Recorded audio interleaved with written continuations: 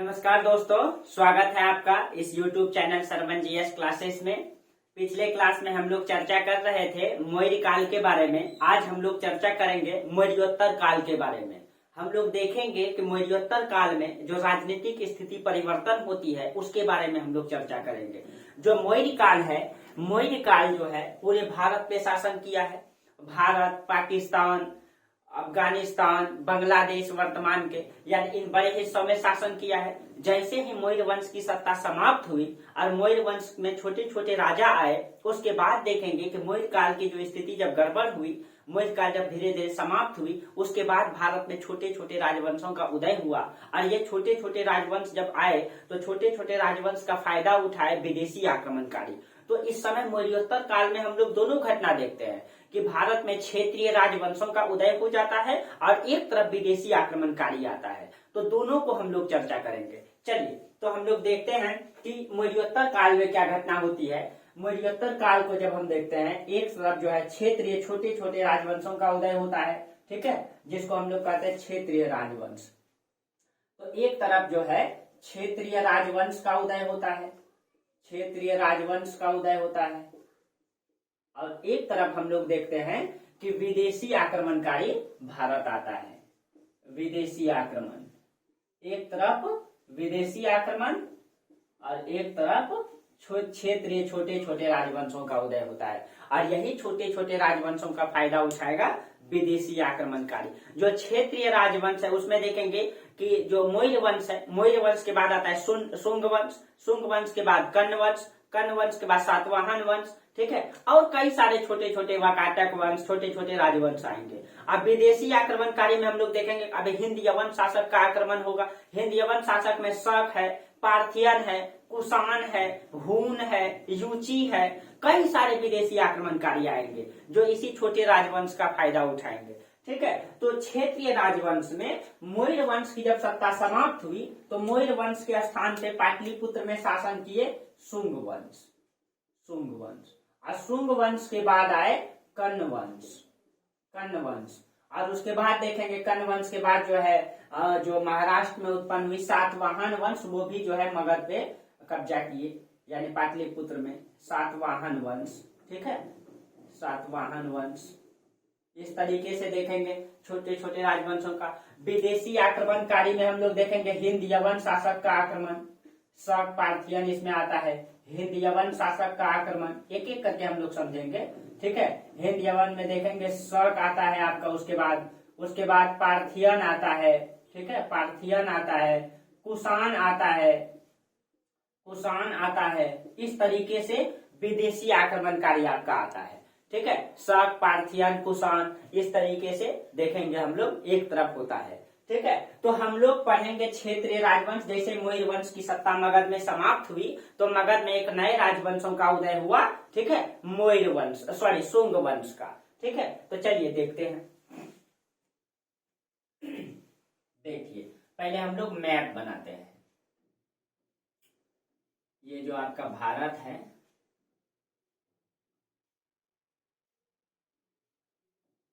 आप लोग हर नोट्स में मैप जरूर बनाइएगा। और आप लोग मेरा नोट्स चाहते हैं तो आप लोग मेरा टेलीग्राम ग्रुप में जुड़ जाइएगा। जो नहीं जुड़े हैं उसमें आपको नोट्स मिलता रहेगा और आप प्रैक्टिस कीजिए। हाँ, एक सूचना भी था आप लोगों के लिए, बीपीएससी का जो सिलेबस है वो चेंज हो गया है और उसका वीडियो मैं डाल दिया हूँ आपके यूट्यूब चैनल में। इसी यूट्यूब चैनल में आप लोग देख लेंगे, उसको पूरा समझा दिया गया है उसमें किस तरीके से सिलेबस चेंज हुआ है। उसमें जो है कि आपका मेंस पेपर जो होता था पहले, उसको समाप्त करके मेंस पेपर जो होता था, ऑप्शनल पेपर जो होता था, ऑप्शनल पेपर समाप्त कर दिया गया है और ऑप्शनल रखा गया है लेकिन वो ऑब्जेक्टिव कर दिया गया है और उसमें सिर्फ क्वालिफाइंग रखा गया है। आप लोग उसको एक बार जरूर देख लेंगे उस वीडियो को। ठीक है, देखिए, हाँ, ये जो आपका भारत है, ठीक है, और इधर आपका पाकिस्तान, ये पाकिस्तान, इधर आपका अफगानिस्तान, और यहाँ पे है आपका मगध, ये है आपका मगध। तो देखिए, ये है आपका मगध, गंगा नदी के किनारे बसा हुआ, और नदियों के किनारे ही तो ये है आपका मगध। मगध साम्राज्य। अब तो यहाँ पे राजधानी पाटलिपुत्र लिखते हैं, यहाँ पाटलिपुत्र। ठीक है, यहाँ है पाटलिपुत्र। अब देखिए, जैसे ही मौर्य वंश का सत्ता समाप्त हुआ तो हम लोग उसके बाद यही पाटलिपुत्र से, ठीक है, तब यहाँ पे आया शुंग वंश, यहाँ पे आया शुंग वंश।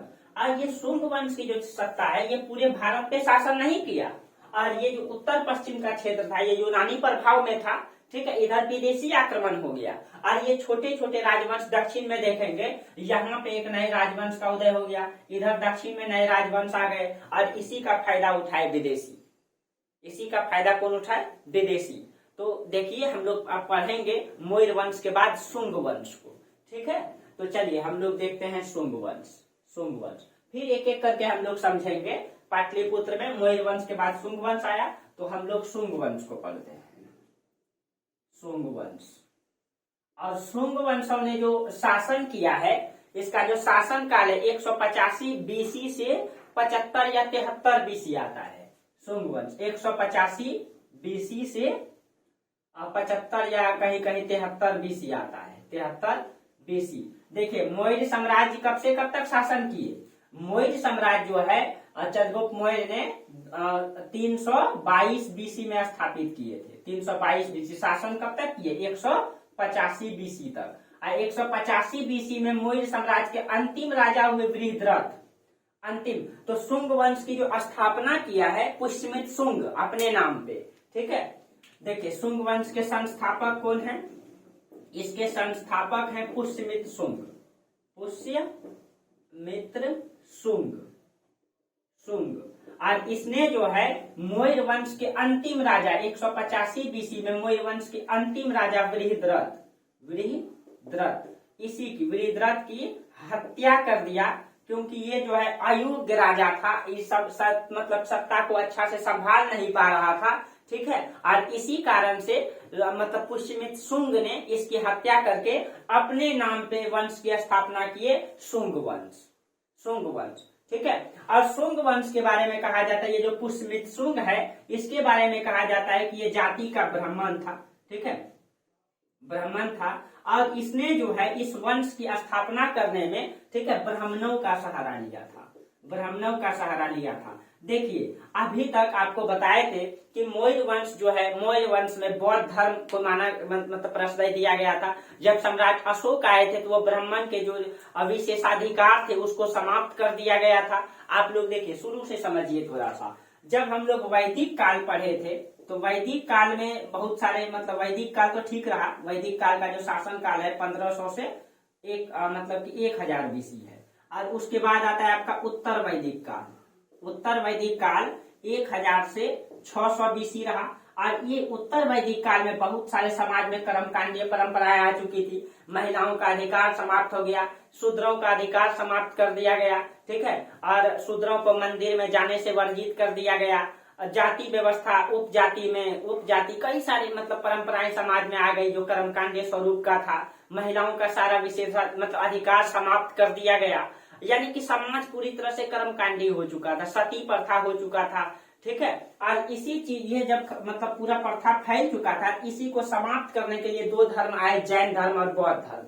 तो 600 बीसी के बाद जैन धर्म और बौद्ध धर्म समाज में प्रचलित था। और मौर्य साम्राज्य पूर्णतः बौद्ध धर्म और जैन धर्म को प्रश्रय दिए। मतलब चंद्रगुप्त मौर्य जैन धर्म को मानते थे, जो कि बिल्कुल जो है कि हिंदू धर्म के विरोधी थे, वैदिक परंपरा के विरोधी थे, वो नास्तिक संप्रदाय से थे। उसके बाद अशोक जो है पूर्ण रूप से बौद्ध मतलब कि बौद्ध को प्रश्रय दिए, और वो भी जो नास्तिक संप्रदाय से थे, वो भी हिंदू धर्म के विरोधी थे, वैदिक परंपरा के इस कर्मकांड के विरोधी थे। और जो मतलब जब अशोक सम्राट बने थे तो वो बिल्कुल जो है ब्राह्मणों के विशेषाधिकार को समाप्त कर दिए थे, यानी कि दंड व्यवस्था सबके लिए बराबर लागू कर दिए थे, ठीक है। और इस कारण से जो है ब्राह्मण वर्ग जो है इसके साम्राज्य में उपेक्षित थे, अपने आप को जो है नीचे समझते थे, ठीक है। तो कहा जाता है उसी का फायदा उठाए पुष्यमित्र शुंग ने। और इसने क्या किए, जब मौर्य साम्राज्य की सत्ता, जब योग्य राजा खत्म हो गए, जब छोटे छोटे राजा आए, तो वहां के उस साम्राज्य के ब्राह्मणों का सपोर्ट लिए। ब्राह्मण वर्ग तो चाहते ही थे कि ये सत्ता समाप्त हो, क्योंकि उस समय जो है ब्राह्मणों का अधिकार समाप्त कर दिया गया था। इसी कारण से क्या हुआ, पुष्यमित्र शुंग ने ब्राह्मणों का सहारा लिए, और ब्राह्मण वर्ग भी चाहते थे यही, सहारा लेकर के राजा की हत्या करवा दिए और ये खुद शासक बन गए, पुष्यमित्र शुंग और शासक बन गए। तो इसने जो है मतलब अपने साम्राज्य में हिंदू धर्म परंपरा को बढ़ाया, यानी ब्राह्मण धर्म को बढ़ाया। ठीक है, और बहुत सारे इतिहासकार अलग अलग बातें कहते हैं। कुछ इतिहासकार कहते हैं कि ये ब्राह्मण धर्म को मानते थे। एक पारसिक महोदय हैं, इतिहासकार हैं पारसिक महोदय, उनका कहना है कि वो पारसी थे। ठीक है, पारसिक महोदय का कहना है कि जो पुष्यमित्र शुंग है ये पारसी थे। ठीक है, क्यों? ये इनका कहना है कि पारसी थे। क्यों? तो इसके जो मतलब नाम में मित्र जो लगा है इसी के आधार पर ये कहते हैं, जबकि ऐसा नहीं था। ये अपने अनुसार से ये जोड़ने का प्रयास किए हैं। ठीक है, कालिदास मतलब इसे जो है बैम्बिक वंश के बताते हैं। ये सब पूछा जाएगा, आप लोग लिख लेंगे। कालिदास पुष्यमित्र सिंह को बैम्बिक वंश के बताते हैं। बैम्बिक वंश, बैम्बिक वंश के बताते हैं कालिदास इसको। कालिदास बैम्बिक वंश के बताते हैं। और मतलब ब्राह्मण धर्म को इसने जो है कि माना जाता है कि ब्राह्मण धर्म को राजधर्म बनाया था और ब्राह्मणों का सपोर्ट लेकर के ये नए राजवंश की नींव डाला था। ठीक है, और इसे वैदिक धर्म का पुनर्जागरण काल कहा जाता है। क्यों? क्योंकि 600 बीसी के बाद वैदिक धर्म समाप्त हुआ। तो मतलब कि बीच में जब मौर्य साम्राज्य आया पूर्ण रूप से वैदिक धर्म खात्मा कर दिया गया। जो कर्मकांडीय परंपरा था उसका अधिकार खत्म हो गया था, ब्राह्मणों का अधिकार खत्म हो गया था। तो कहा जाता है जब ये शासक बने तो फिर से जो है वैदिक धर्म का पुनर्स्थापना किए इन्होंने, उसी वैदिक धर्म को अपनाए, ब्राह्मण धर्म को अपनाए। इसीलिए इसके काल को जो है वैदिक धर्म का पुनर्जागरण काल कहा जाता है। ठीक है, और इसके समय कहा जाता है कि इस शुंग वंश के समय राजनीतिक इतिहास अंधकार युग में दिखाई देता है। क्योंकि शुंग वंश में कहा जाता है टोटल 10 राजाओं ने शासन किया, 112 वर्षों तक इनका काल रहा, लेकिन बहुत ज्यादा उपलब्धि हासिल नहीं किया। अंधकार युग में था इसका राजनीतिक इतिहास, क्योंकि विदेशी आक्रमण होते रहेगा इस समय। और देखेंगे कि साम्राज्य छोटे छोटे टुकड़ों में विभाजित हो जाएगा और धीरे धीरे विदेशी आक्रमणकारी आएंगे। कुषाण वंश तो पूरे मतलब सत्ता पे काबिज कर लेंगे और खुद से वो अपने आप को भारतीय बताएंगे। उसी में जो राजा आएगा कनिष्क आपका। ठीक है, तो यहाँ पे स्थिति कुछ चेंज दिखाई देती है मौर्य वंश की सत्ता के समाप्ति के बाद।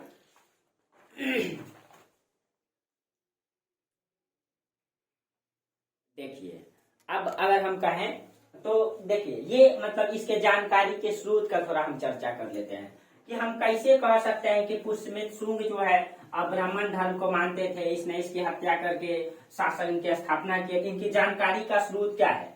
तो किसी भी राजवंश की जानकारी के लिए 3 स्रोत होते हैं, पुरातात्विक स्रोत, साहित्यिक स्रोत और विदेशी यात्री का विवरण। यानी कोई विदेशी यात्री आ जाएंगे तो उन्होंने इसका विवरण देंगे, तो उसके बारे में भी मिलेगा आपका। ठीक है, तो यहाँ भी एक विदेशी यात्री आए थे जो इधर से अभी चर्चा कर देते हैं। तो इसके जानकारी के स्रोत, इस वंश के जानकारी के स्रोत,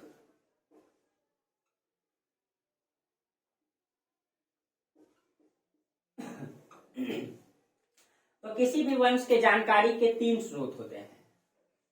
हालांकि हम विदेशी यात्री को जो साहित्य ही लिखते हैं उसको साहित्यिक स्रोत में रख सकते हैं। तो सबसे पहले पुरातात्विक स्रोत, पुरातात्विक स्रोत, पुरातात्विक मतलब खुदाई से जो भी प्राप्त हो, पुरातात्विक स्रोत। उसके बाद आप लिखिए साहित्यिक स्रोत, और अगर कोई विदेशी यात्री आ जाएंगे तो विदेशी यात्री का विवरण, विदेशी आप लोग पूरा लिखेंगे। ठीक है, अगर इस वंश में अगर पुरातात्विक स्रोत को देखा जाए तो पुरातात्विक स्रोत में यहाँ पे आपका अयोध्या में आता है धनदेह का अयोध्या अभिलेख, धनदेह का अयोध्या अभिलेख, अयोध्या अभिलेख, अयोध्या अभिलेख। ये धनदेह अयोध्या के गवर्नर थे और उसने जो एक अभिलेख लिखवाए हैं उसका एक है आपका भरहुत अभिलेख, एक है आपका गरुण स्तंभ लेख। उसको विदेशी में रख देंगे हम। तो एक है आपका भरहुत अभिलेख।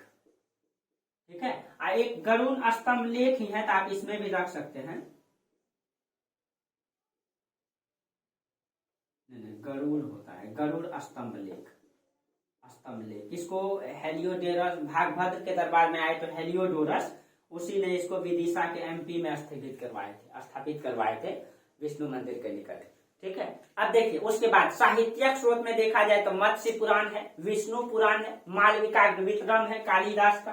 ठीक है, तो इसमें है आपका मत्स्य पुराण, मत्स्य पुराण, विष्णु पुराण, विष्णु पुराण, इसमें आपका मालविकाग्निमित्रम है, अग्निमित्र पे लिखा गया है मालविकाग्निमित्रम, इसमें प्रेम कहानी लिखा गया, ये कालिदास ने लिखे हैं, कालिदास अग्निमित्र की प्रेम कहानी है, अग्निमित्र और मालविका की, ठीक है। इसमें ये इंपॉर्टेंट पुस्तक है आपका, ठीक है। मालविका, पतंजलि का महाभाष्य, गार्गी संहिता है, उसके बाद है आपका पतंजलि ने जो पुस्तक लिखे महाभाष्य, उसके बाद गार्गी संहिता, इन सारे ग्रंथों में इसका उल्लेख आता है। गार्गी संहिता बौद्ध ग्रंथ में दिव्यावदान ग्रंथ है, श्री अवदान कल्पलता है, मनुस्मृति है। बौद्ध ग्रंथ में आपका दिव्यावदान है, दिव्यावदान है। उसके बाद श्री अवदान कल्पलता, अवदान कल्पलता है आपका, श्री अवदान कल्पलता। उसके बाद एक पुस्तक और है मनुस्मृति, एक है आपका मनुस्मृति। देखिए अब ये सब आप ज्यादा ध्यान में रखेंगे, अब क्वेश्चन यही से आएगा। अब जो है आप ऑप्शनल पेपर अगर हिस्ट्री रखेंगे तो उसमें ऑब्जेक्टिव क्वेश्चन रहेगा, ऑप्शनल पेपर अब जो है ऑब्जेक्टिव रहेगा, तो आप लोग इसमें ज्यादा ध्यान दें। विदेशी यात्री भागभद्र के दरबार में आए थे, हेलियोडोरस, ठीक है, इसने उल्लेख किया। हेलियोडोरस ने एक गरुड़ स्तंभ की स्थापना करवाए थे, गरुड़ स्तंभ, ठीक है, इसकी स्थापना। ये इनके जानकारी के स्रोत है, अब इससे क्या जानकारी मिलती है, ये जो है इन सब से क्या जानकारी मिलती है। अगर हम इनका राजनीतिक विस्तार को देखें मौर्योत्तर काल में, अगर हम शुंग वंश की जानकारी का स्रोत को देखें, शुंग वंश का ये जानकारी का स्रोत तो ये है, और ये संस्थापक है पुष्यमित्र शुंग। तो पुष्यमित्र शुंग का राजनीतिक विस्तार हम लोग देखेंगे कितना था, राजनीतिक विस्तार।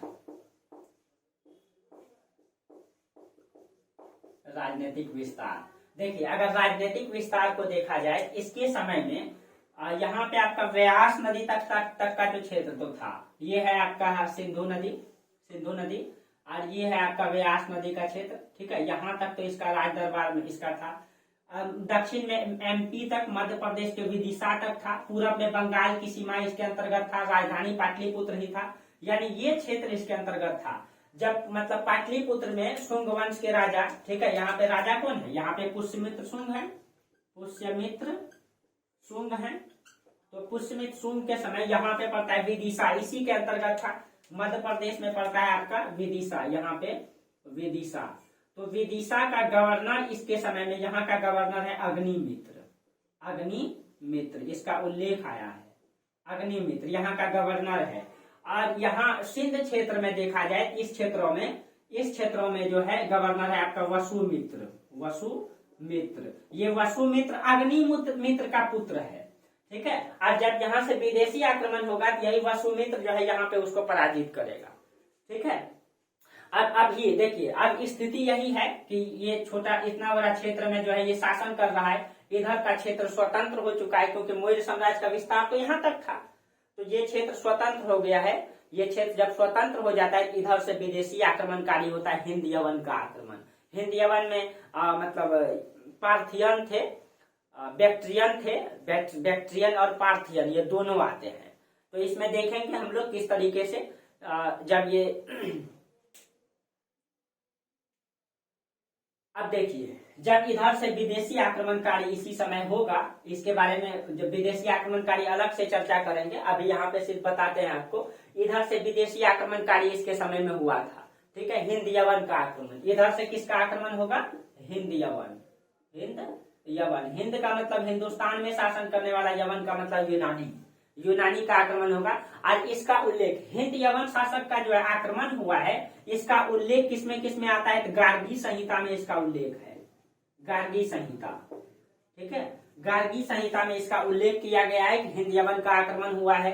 और इसमें महाभाष्य में है, मालविकाग्निमित्रम में है। इन तीनों पुस्तक में इसका मतलब आक्रमण के बारे में कहा गया है। इन तीनों ग्रंथ में गार्गी संहिता में कहा गया है कि यवनों ने पुष्यमित्र शुंग के राज पर आक्रमण किया, और यानी यवनों ने, हिंद यवन ने पुष्यमित्र शुंग के राज पे आक्रमण किया और साकेत को, पांचाल को, मथुरा को कुसुम ध्वज, देखिए यहाँ पे पाटलिपुत्र को कुसुम ध्वज कहा गया है। यहाँ पे गार्गी संहिता में पाटलिपुत्र को कुसुम ध्वज कहा गया है। क्वेश्चन पूछ सकता है, आप लोग नोट कर लेंगे। यानी इन सारे क्षेत्रों को जीता। जब हिंद यवन आक्रमण किए तो गार्गी संहिता में कहा गया है मथुरा, साकेत, पाटलिपुत्र इन सब को जीता। गार्गी संहिता में ये उल्लेख आया है। जबकि महाभाष्य में कहा गया है कि साकेत एवं माध्यमिका यहाँ चित्तौड़ को कहा गया। चित्तौड़ राजस्थान में पड़ता है, तो चित्तौड़ को कहा गया है। तो गार्गी संहिता में कहा गया है पाटलिपुत्र तक को जीता, जबकि महाभाष्य में कहा गया है साकेत और माध्यमिका यानी कि इसी क्षेत्रों को जीता, इधर ही रह गया। यानी कि अलग गार्गी संहिता कुछ और कहता है, महाभाष्य कहता है कि इसी क्षेत्रों तक जीता, जबकि गार्गी संहिता कहता है पाटलिपुत्र तक के क्षेत्र को जीता।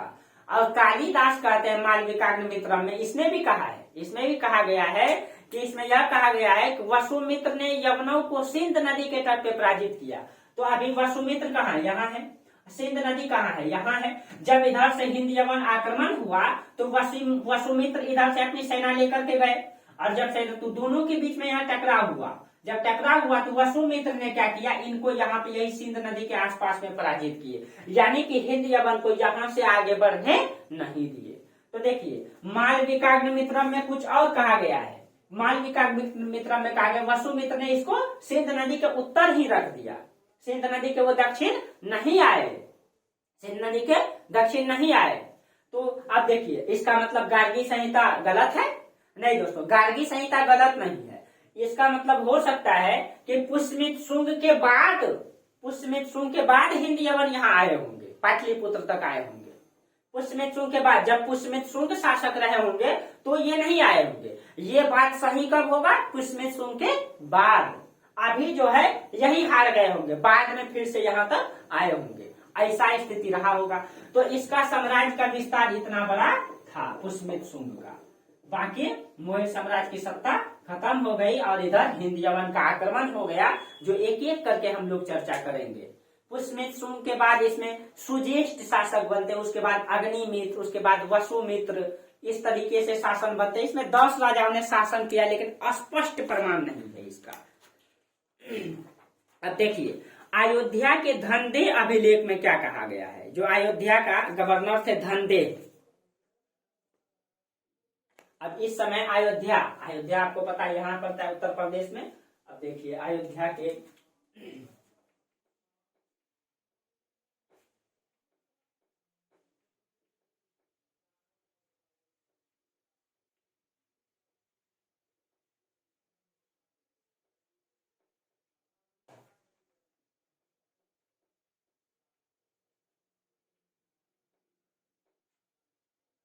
देखिए अब अयोध्या के जो धनदेह अभिलेख है उसमें क्या कहा गया है।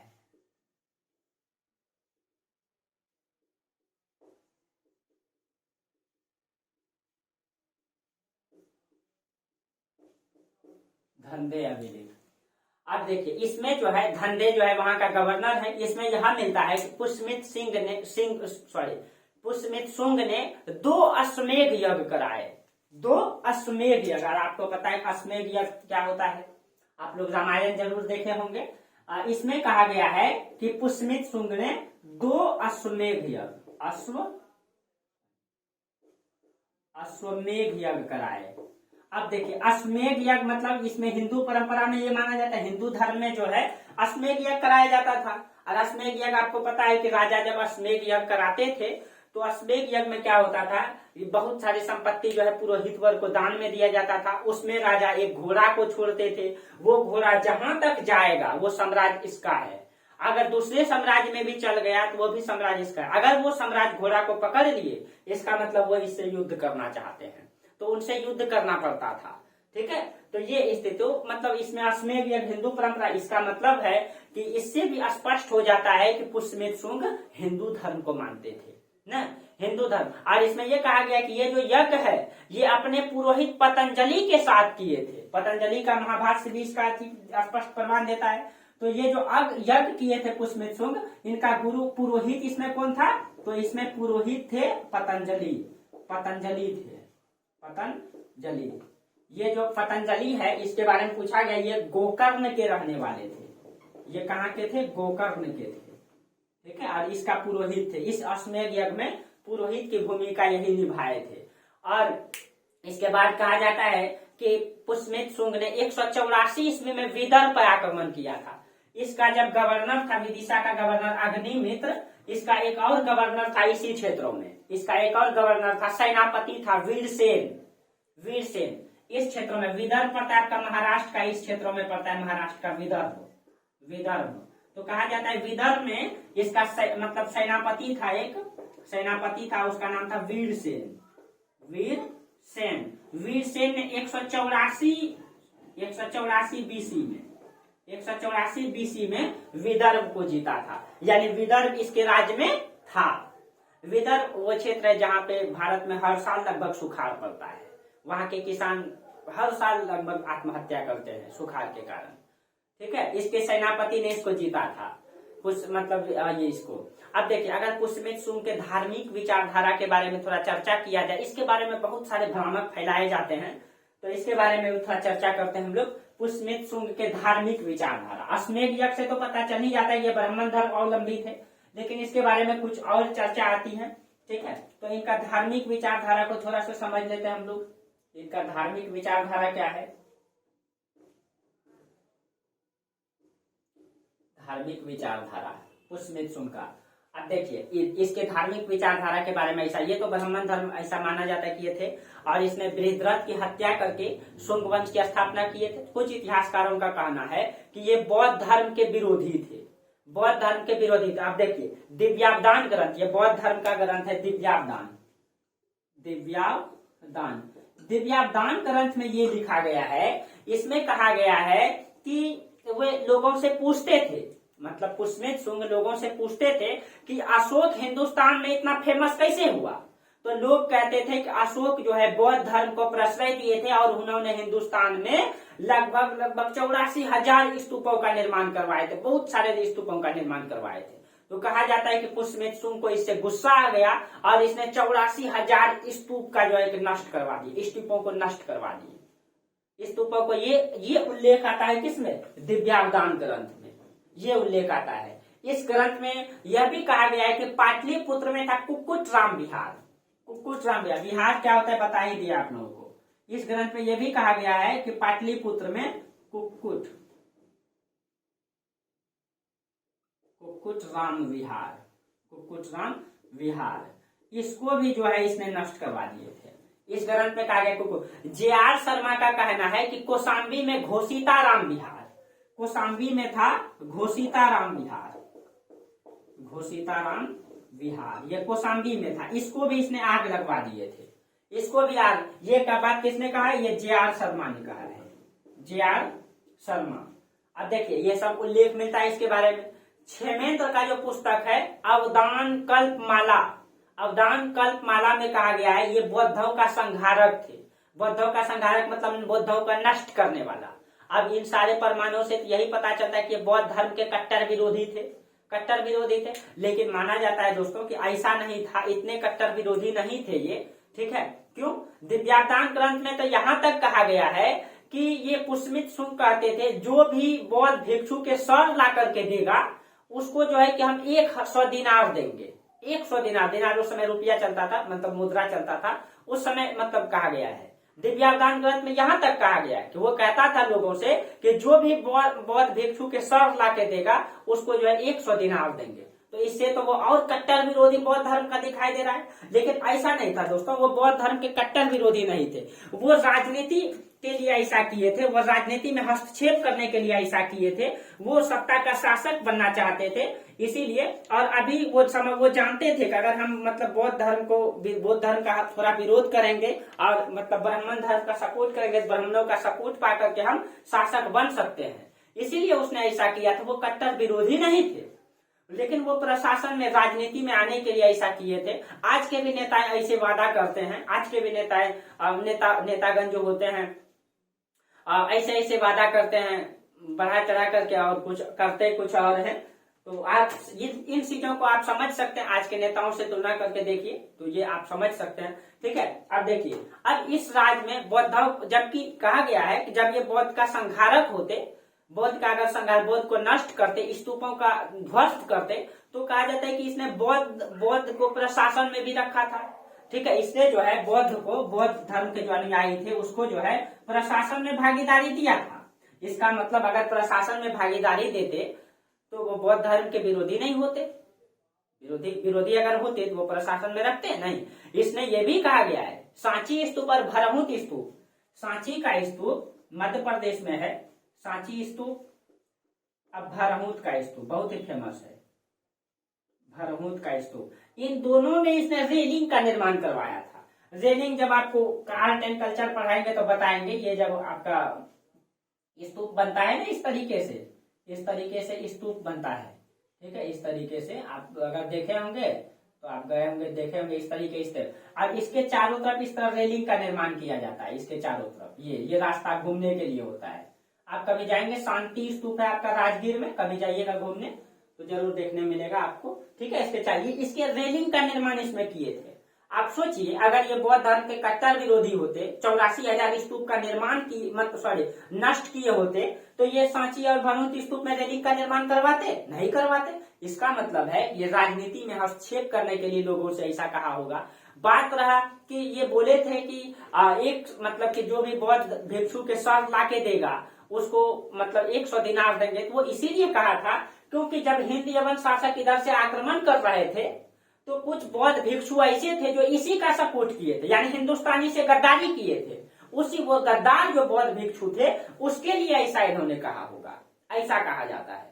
उसके लिए कहा होगा क्योंकि यहाँ बौद्ध धर्म को अब उपेक्षित किया जा रहा था, कुछ बौद्ध भिक्षु इसमें सपोर्ट करने लगे थे इसी कारण से, तो इसीलिए उनके बारे में ये कहा गया है। ठीक है, उसके बाद कहा जाता है, कहीं कहीं ये भी कहा गया है कि इनके 8 पुत्र थे, पुष्यमित्र शुंग के 8 पुत्र थे। और जब पुष्यमित्र शुंग अंतिम अवस्था में वो क्या करते हैं, अपने 8 पुत्रों में अपने साम्राज्य को बांट देते हैं, अपने 8 पुत्रों में अपने साम्राज्य को विभाजित कर देते हैं 8 पुत्रों में। इस तरीके से इसके बारे में कहा जाता है। और पुष्यमित्र के बाद जो शासक बनता है उसका कोई योगदान नहीं रहा। इसके बाद शासक बनता है सुजेष्ठ, उसका नाम है सुजेष्ठ। तो पुष्यमित्र शुंग के बाद शासक कौन बनता है? सुजेष्ठ। और इसका कोई योगदान नहीं है, इसका जो है कोई राजनीतिक योगदान नहीं है, ये एकदम अल्पकाल के लिए आया था। और इसके बाद शासक बनता है अग्निमित्र। और यही अग्निमित्र है, अग्निमित्र का 2 पत्नी थी, इसकी 2, धारणी और इरावती, इनकी 2 पत्नी थी। एक पत्नी का नाम है धारणी और एक पत्नी का नाम है इरावती। अब देखिए, और इसी पे यही अग्निमित्र है जिसपे जो है अभिज्ञान शकुंतलम लिखा गया है, सॉरी मालविकाग्निमित्रम, मालविकाग्नि मित्रम, इसको कालिदास ने लिखा है। किसने? तो कालिदास ने। कालिदास कहा जाता है ये मालविका और अग्निमित्र की प्रेम कहानी है। राजकुमारी हुआ करती थी मालविका, देखिए इसमें छुपा हुआ है मालविका, अग्निमित्रम, तो अग्निमित्र इसमें और मालविका दोनों छुपा हुआ है। तो अग्निमित्र और मालविका की प्रेम कहानी को लिखा गया। कहा जाता है कि 2 पत्नी तो था ही इनका, इसके अलावा ये मालविका बहुत ही सुंदर थी, ये मालविका इससे प्रेम करते थे वो। और इसमें जो है, जो कालिदास ने इसमें जो मालविका और अग्निमित्र के प्रेम कहानी को दर्शाया, बहुत ही सुंदर पुस्तक है ये। ठीक है, इसमें मालविका और अग्निमित्र का आप कहानी भी सुन सकते हैं, आप कहानी सुनिएगा, बहुत बेहतरीन लगेगा मालविका और अग्निमित्र का। ठीक है, बहुत प्यार करते थे वो मालविका से, इसी का प्रेम कहानी को दर्शाया गया है इसमें, मालविका और अग्निमित्र का प्रेम कहानी इसमें। ठीक है, मालविका और इनसे विवाह भी किए थे वो, इनसे जो है विवाह, इसका मतलब है कि ये मालविका उसकी 3री पत्नी थी, ये मालविका अग्निमित्र की 3री पत्नी थी। और अग्निमित्र के बाद जो शासक बनते हैं, इसके बाद शासक बने अग्निमित्र के बाद वसुमित्र, इसी का पुत्र है वसुमित्र। अब देखिए, अब वसुमित्र के बारे में क्या उल्लेख आता है।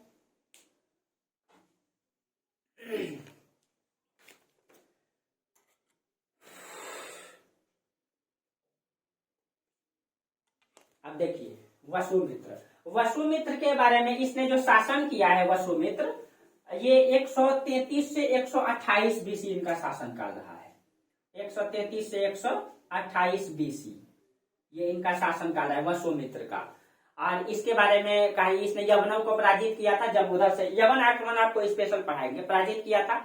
लेकिन कहा जाता है कि जब इसने यवनों को पराजित किया, उसके बाद ये विलासी प्रवृत्ति का हो गया, अय्यासी प्रवृत्ति का हो गया था और हमेशा नशे में रहता था, जिस कारण से मतलब साम्राज्य का इसका चिंता ही नहीं था। साम्राज्य कहाँ है, क्या है, कुछ भी इनको नहीं। ये नशे में चूर रहता था, नाच गान नर्तकियों में लीन रहता था, अय्यास में लग गया और साम्राज्य का विघटन होने लगा। पाटलिपुत्र की स्थिति और मतलब नीचे स्थिति गिरने लगी। इसी कारण से इसके ही जो मंत्री थे, कर्मचारी थे, उसी ने इसकी हत्या कर दी और इसकी हत्या करके एक नए राजवंश की नींव डाले, कण्व वंश।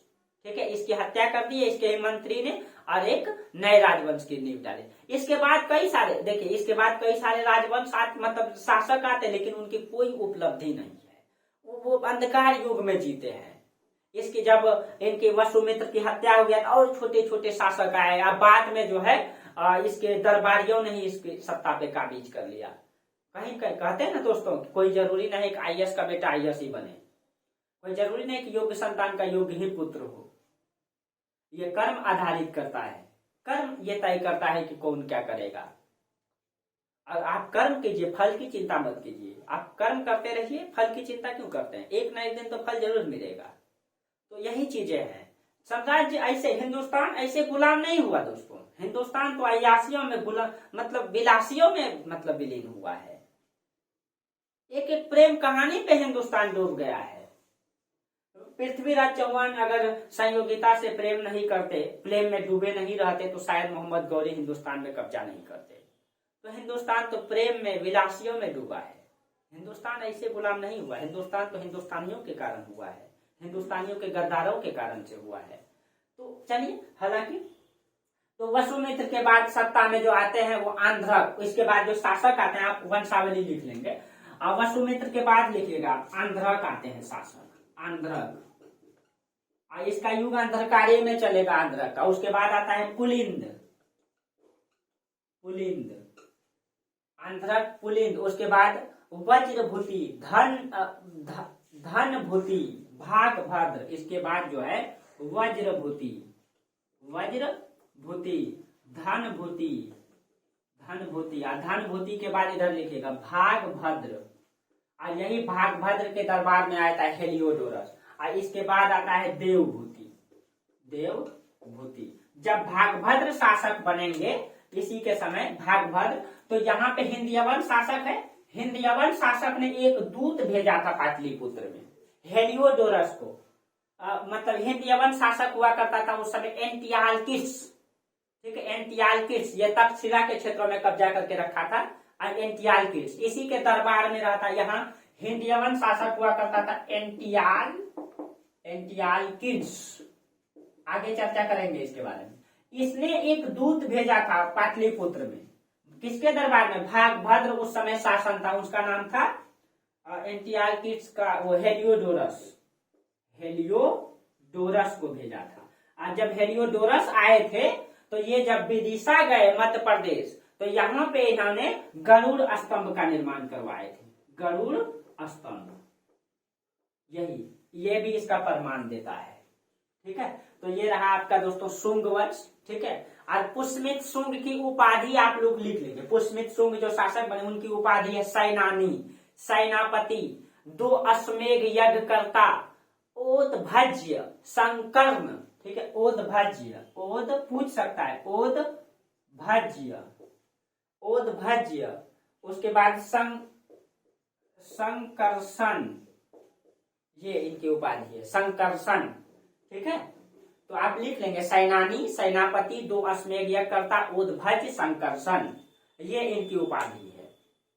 इसके बाद शुंग वंश के बाद आता है कण्व वंश। तो अगर आप चाहें तो कर्ण वंश को भी चर्चा करते हैं। एकदम छोटा सा है, इसमें कुछ है ही नहीं कर्ण वंश में।